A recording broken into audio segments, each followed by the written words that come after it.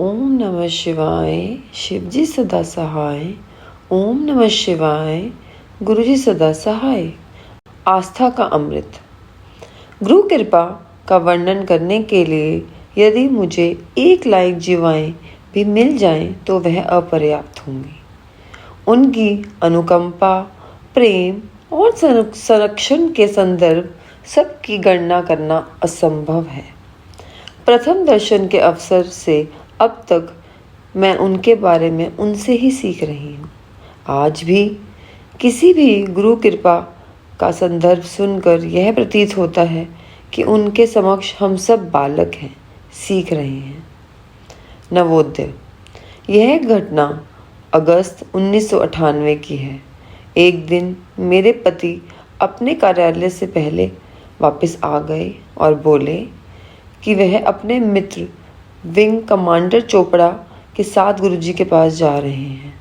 उस समय वह किसी संत, सन्यासी और महात्मा पर विश्वास नहीं करते थे, अतः उनका यह निर्णय सुनकर विस्मय हुआ।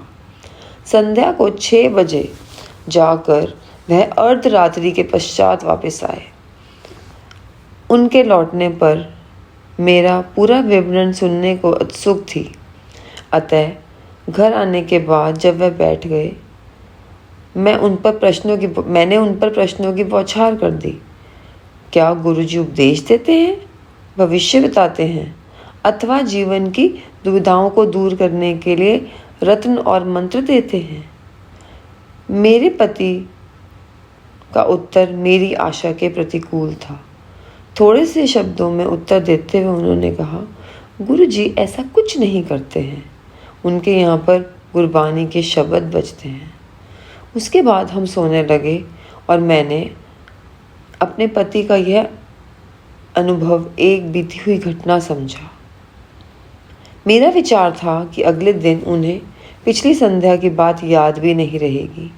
मेरे अचंभे की कल्पना कीजिए जब मेरे पति ने मुझे कार्यालय से फ़ोन करके कहा कि वह गुरुजी के यहाँ जा रहे हैं और उन्हें आने में देर हो जाएगी। जब वह पिछली रात्रि में के भांति भीतर देर से आए तो मैंने उनसे एक ही प्रश्न किया कि वह कौन सी शक्ति है जो आपको वहाँ ले गई।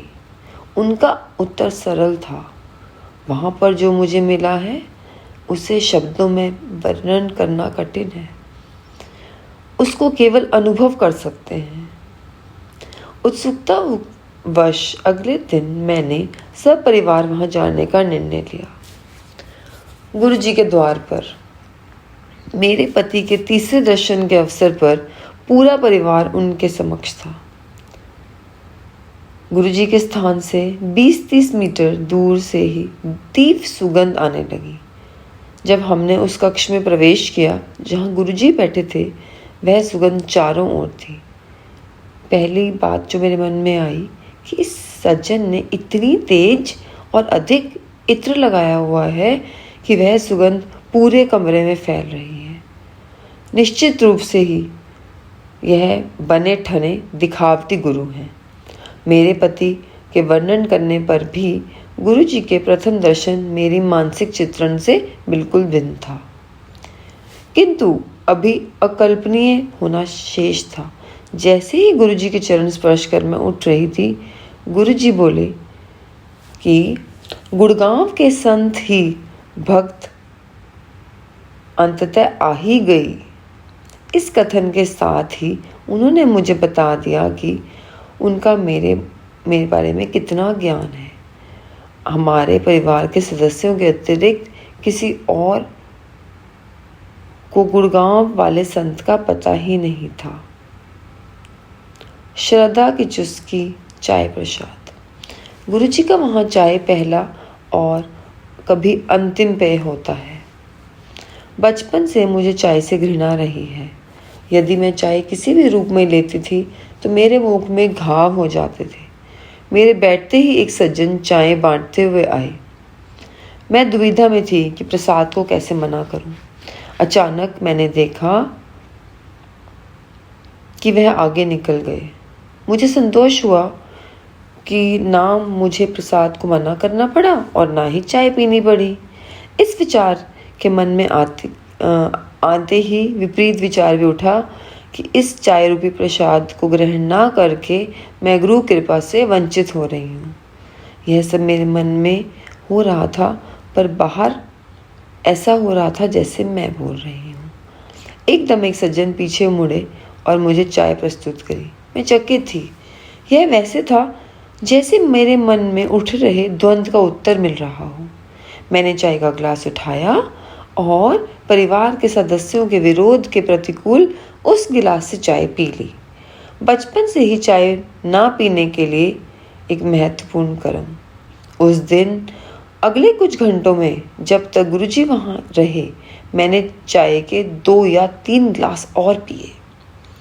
हम गुरुजी के यहाँ रात्रि 1 बजे तक रहे। अगले दिन सुबह उठने पर मेरा मुख घाव से भरा होना चाहिए था और उसमें अति वेदना होनी चाहिए थी, पर ऐसा कुछ नहीं हुआ था। मेरा मुख स्वच्छ था और किसी घाव के निशान नहीं थे। सभी चकित थे। आज भी चाय या तो मैं केवल गुरुजी के यहाँ पी सकती हूँ या तब जब वह मेरे आसपास विद्यमान हो, परंतु यदि मैं चाय घर पर या कहीं और पीऊँगी तो मुझे घाव हो सकते हैं। इससे गुरुजी की ऊर्जा का आभास होता है। एक जनसाधारण पेय को प्रसाद के रूप में बदल देना, जिसमें रोग और कठिनाइयों के बाहर फेंकने की शक्ति हो, उनके यहाँ मिली हुई कोई भी वस्तु हानि नहीं कर सकती। चाय पीना आरंभ के उपरांत हमारे परिवार में और चमत्कार होने वाला था। सुगंध, जिसे मैं गुरुजी का इत्र समझ रही थी, हमारे मुख्य कक्षा में फैलने लगा। हम उसे घर में पाकर मुग्ध हो गए। कुछ समझ नहीं पाने के कारण जब तक वह रही, हम अति आनंदित रहे। बाद में पता लगा यह तो गुरुजी की स्वाभाविक सुगंध है और जहाँ पर भी उनकी उपस्थिति का आभास देती है। गुरुजी की शरण में आने वाले दिन चमत्कारी रहे। सर्वशक्तिमान गुरुजी। जीवन में सुख और दुख एक दूसरे के पर्याय हैं। सुख के समय आप सगे संबंधियों से घिर जाते हैं और दुख के समय केवल गुरुजी आपकी सहायता करते हैं। अन्य व्यक्ति चाह कर भी सहारा नहीं कर पाते, क्योंकि अक्सर परिस्थितियों को संभालने में वह उतने ही असमर्थ होते हैं जितने स्वयं आप। केवल गुरुजी के निस्वार्थ समर्थन आपके साथ रहता है।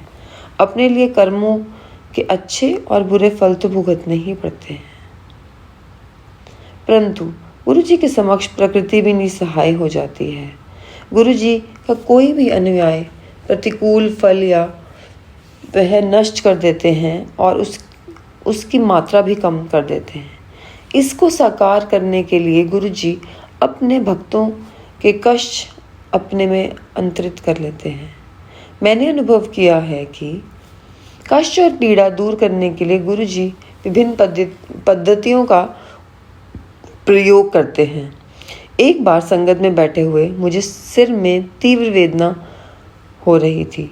वह इतनी अधिक थी कि मैं कुछ भी खाने, पीने और सोचने में असमर्थ था। अचानक गुरुजी ने मुझे बुलाया और कहा कि उनके सिर में बहुत दर्द है और मुझे कुछ देर के लिए अपना माथा दबाने को कहा। यह करने के बाद मैं अपने स्थान पर जाकर बैठ गई और अचानक मुझे लगा कि मेरा सिर दर्द लुप्त हो गया है। अपना सिर दबाने को कहकर उन्होंने मेरी पीड़ा समाप्त कर दी थी। एक बार मुझे ज्वर ने घेर लिया था और वह कई दिन तक रहा। परीक्षणों और औषधियों का उपरांत भी वह नहीं उतरा। फिर 2 सप्ताह तक तीव्र औषधियों के सेवन से कम हुआ, पर वह पुनः वापस आ गया। मेरे ज्वर का रूप अनोखा हो गया था। दिन के समय तापमान सामान्य रहकर शाम को बढ़ जाता था। 4 सप्ताह तक ऐसे ही होता रहा। चिकित्सक कुछ नहीं कर पा रहे थे, क्योंकि परीक्षणों के परिणाम अनिर्णायक थे। फिर एक दिन गुरुजी ने मेरे पति से इतने दिन संगत में मेरी अनुपस्थिति का कारण पूछा। गुरुजी के उत्तर देने पर उन्होंने 5 मिर्चों के प्रयोग से एक विधि बनाई और उसके सेवन में मात्र से मेरा 1 माह से अधिक अवधि में पता चल रहा ज्वर समाप्त हो गया। शनैः शनैः मैं पूर्णतः स्वस्थ हो गई थी। मैं गुरुजी का एक और ज्वर से निकालने के लिए भी आभारी हूँ।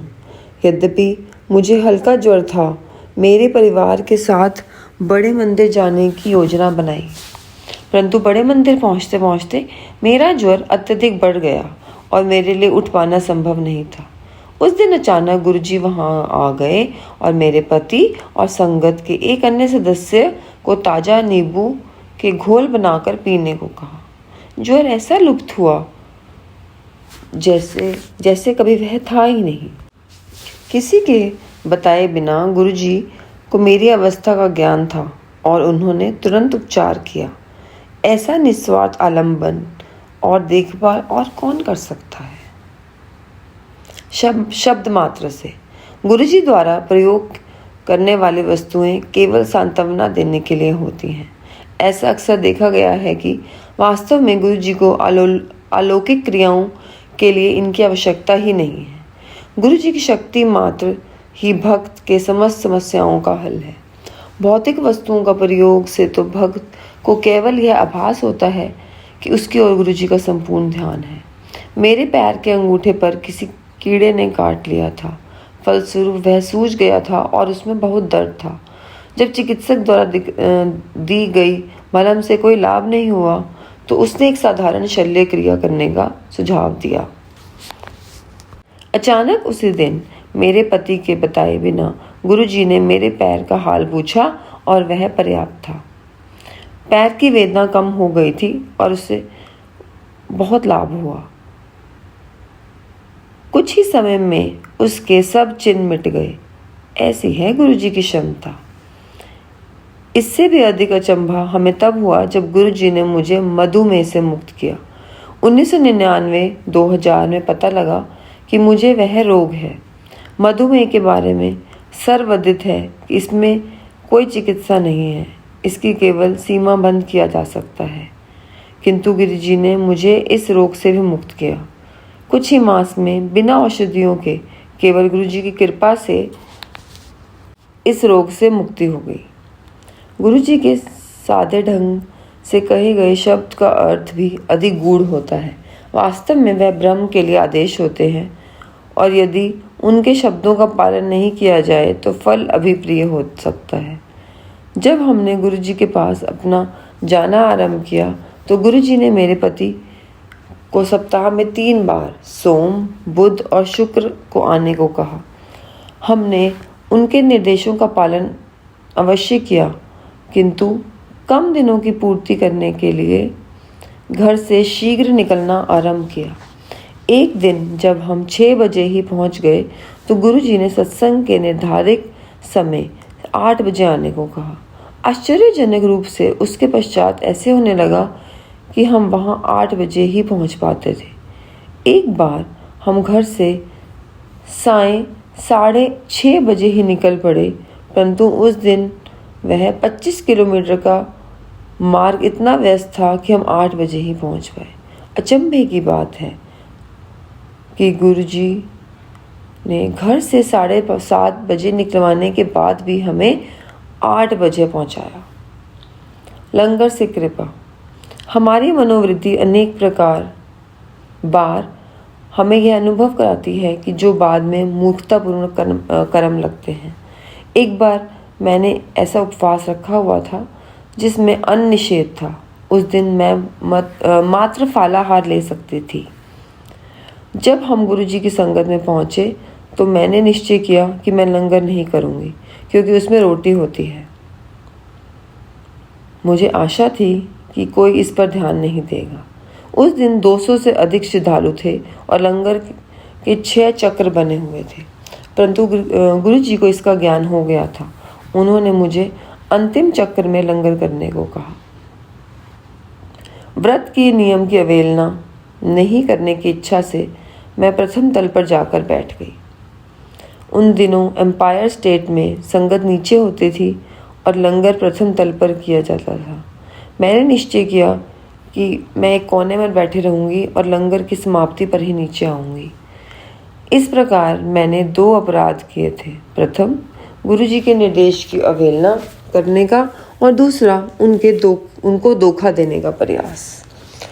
नीचे आने पर गुरुजी ने मुझे घूर कर देखा और किसी को संगत में बांटने के लिए मिठाई लाने का आदेश दिया। उन्होंने प्रसाद बांटना आरंभ किया और मेरी बारी आने पर मुझे दूसरों की अपेक्षा दुगनी मात्रा में दिया, जैसे लंगर ना करने के कारण मुझे उतना ही फल देना चाहते थे। घर पहुंचकर जब मैंने पूरा घटनाक्रम का पूर्ण अवलोकन किया तो मुझे अपनी भूल का आभास हुआ। गुरुजी का संदेश स्पष्ट था, लंगर करना आवश्यक है। लंगर की अवमानना करने से गुरु की कृपा अधूरी है। बाद में मैंने यह जाना कि प्रसाद गुरु का आशीर्वाद का माध्यम है, उसको भौतिक रूप में कोई अर्थ नहीं है, किंतु जब भी वह मिले उसको दोनों हाथों से श्रद्धापूर्वक पूर्ण ग्रहण करना चाहिए, जिससे यह अवसर निकल नहीं पाए। गुरुजी ट्रक और हमारे कार के बीच में। मैं और मेरे पति नोएडा में अपनी कार में संगत के लिए जा रहे थे। एक चौराहे पर आवागमन इतना अधिक था कि तीसरी लाल बत्ती हो गई। हम उस समय सबसे आगे थे और जैसे ही वह हरी हुई, मेरे पति ने कार तेजी से आगे बढ़ा ली। हमारे सामने एक उच्च आकार का ट्रक बढ़ा, किंतु तुरंत ही एक साइकिल सवार के गिर जाने के कारण रुक गया। मेरे पति के पास इतना अवसर नहीं था कि वह रुक सके और दुर्घटना निश्चित थी। अचानक मैंने गुरुजी के सामने कार के सामने गुरुजी को देखा और मैं चिल्लाई, गुरुजी। हमें होश में आने में कुछ समय लगा। थोड़ी देर पश्चात जब हमने कार रोककर उसका निरीक्षण करा तो देखा कि कार ट्रक के नीचे से निकल गई है और हमें कोई क्षति भी नहीं हुई है। कार का पिछला हिस्सा ट्रक के विशाल पहियों के से कुछ ही इंच दूर था। हमें आभास हुआ कि गुरुजी क्यों प्रकट हुए थे। यदि वह नहीं आते तो दुर्घटना निश्चित थी।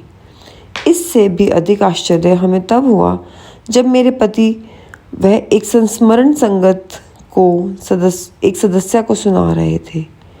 उन्होंने गुरुजी को प्रकट होने की बात कही होगी जब उसने उनसे प्रश्न किया कि क्या कार नीले रंग की मारुति 800 थी। मेरे पति के मानने पर उसने बताया कि उसने यह पूरा घटनाक्रम स्वप्न में देखा था। गुरुजी के ट्रक और कार के बीच में आने की घटना थी। उनके स्वप्न की घटना सुनकर हम सब अचंभित रह गए। सर्वोदय। एक बार गुरुजी ने मुझे एक सज्जन को बुलाने को कहा, क्योंकि मैं उनको जानती नहीं थी, और उन्होंने उनका विवरण देते हुए कहा कि वह मोटे हैं और एक स्तंभ के पीछे बैठे हैं। वह गुरुजी के स्थान से दृष्टिगोचर नहीं था। जाते हुए मैं सोच रही थी कि मात्र इन दोनों सूत्रों से कैसे पता लगाया जाए। वहाँ पहुँचने पर मुझे एक बहुत ही मोटे सज्जन मिले जिन्होंने मैंने गुरुजी का संदेश दिया। इससे स्पष्ट होता है कि गुरुजी की दृष्टि कहाँ तक पहुँच सकती है। यदि गुरुजी चाहें तो आपका भूत बता सकते हैं, वर्तमान में इस समय पृथ्वी पर क्या हो रहा है और भविष्य में क्या होगा, वह इन सब का वृत्तांत कर सकते हैं। जब मेरे बच्चे, एक पुत्र और एक पुत्री स्कूल में ही थे, गुरुजी ने एक बार बातों बातों में कह दिया कि वह सीमेंस में कार्यरत रहेंगे। उसी समय इस कथन पर विश्वास करना कठिन था, परंतु 6 वर्ष पश्चात यही हुआ। इसी प्रकार गुरुजी ने 2000 में मुझे बताया कि मेरी बेटी का विवाह 2005 में होगा, और उसका विवाह वास्तव में 30 अप्रैल 2005 को हुआ। शिवलोक के अनुभव। गुरुजी द्वारा निर्मित बड़ा मंदिर विशेष स्थल है। राजधानी के एक छोर पर यहाँ के एक पवित्र पावन वातावरण में विश्व की सभी समस्याएं भूल जाते हैं। यहाँ पर मैं गुरुजी की अनुपस्थिति में भी चाहे कितनी भी चाय पी सकती हूँ। यह मंदिर में उपस्थित अदृश्य शक्ति का एक अति सूक्ष्म सूचक है। भले ही किसी को यहाँ पर अपने अनुभव का विश्वास ना हो, मुझे यहाँ पर सदा एक अलौकिक शक्ति का उपस्थिति का आभास होता है। एक बार मैं अपने परिवार सहित बड़े मंदिर गई। सामान्यतः वहाँ पर पहुँचकर हमारे परिवार का प्रत्येक सदस्य स्वेच्छा से मंदिर में घूम रहा था। उसी दिन दोपहर से थोड़ा पहले पहुँचकर मैं गुरुजी के कक्ष की स्वच्छता देखने गई। इस कक्ष में शिव की एक अत्यंत सुंदर प्रतिमा है, जिससे वह आशीर्वाद देने की मुद्रा में आसीन है। हम उस प्रतिमा को देखते आए हैं, सदा ही देखते रहे हैं। उस दिन जब मैंने वह प्रतिमा देखी तो मेरे अंदर सिरहन दौड़ गई। प्रतिमा का मुख 60 डिग्री दाहिने को मुड़ा हुआ था। मैंने मंदिर के सभी उपस्थित लोगों को यह दिखलाया और यह देखकर सब मेरी तरह अचंभित हुए। आश्चर्यजनक रूप से जैसे जैसे दिन बीतता गया, मुख अपनी सामान्य आकृति में आता गया और शाम होते होते वह पुनः सामान्य मुद्रा में आ गया। 2006 की होली भी सदा स्मरण रहेगी। उस दिन प्रातः जब हम बड़े मंदिर में पहुँचे तो प्रत्येक ने कोई सेवा आरंभ कर ली थी। मैं अपनी पड़ोसिन संगीता के साथ हॉल में स्थित शिव प्रतिमा को चमकाने में लगी हुई थी। प्रतिमा को साफ करने के लिए ब्रासो रगड़ने के पश्चात संगीता को उसे एक अन्य कपड़े से चमकाना था। मैं ऊपरी भाग साफ कर चुकी थी और उस पर अंतिम सफाई करनी शेष थी। संगीता ने सफाई आरंभ कर दी थी जब उसने मुझे दिखाया कि शिव के गले में लिपटे हुए नाक के बीच में रंग आया हुआ है। क्योंकि मैं उस भाग को साफ कर चुकी थी तो मैंने उसे पुनः ध्यान से देखा। वहाँ पर रंग वास्तव में था। मैंने मंदिर में सभी उपस्थित लोगों को यह चमत्कार के दर्शन करने के लिए बुलाया। उस दिन मंदिर में दर्शन करने के लिए प्रत्येक भक्त ने समय समय पर रंग का बदलता रूप देखा। यह सब प्रसंग गुरु जी की अभूतपूर्व प्रतिभा के संकेत मात्र हैं, किंतु वास्तव में वह इन सब में सीमित नहीं है। उनकी अपार क्षमता हम साधारण मानव के लिए समक्ष पाना सहज नहीं है। हाथ जोड़ नतमस्तक होकर मैं आभार प्रकट करती हूँ और उनसे विनम्र निवेदन करती हूँ कि पूरी संगत पर अपनी कृपा सदा बनाए रखें। जय गुरु जी, शुक्राना गुरु जी।